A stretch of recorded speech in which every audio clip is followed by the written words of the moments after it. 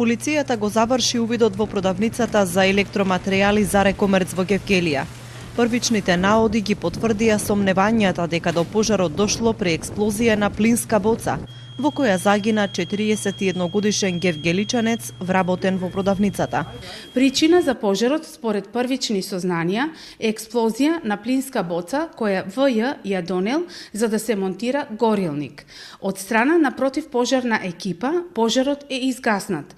Извршен е увид на местото на настанот, по наредба на јавниот обвинител, телото на починатиот е дадено на обдукција.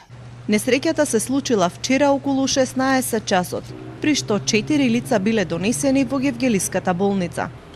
Едното лице беше донесено со возило на итна медицинска помош без витални знаци и по 45 минути кардиопулмонална реанимација не се постигна ревитализација на функциите.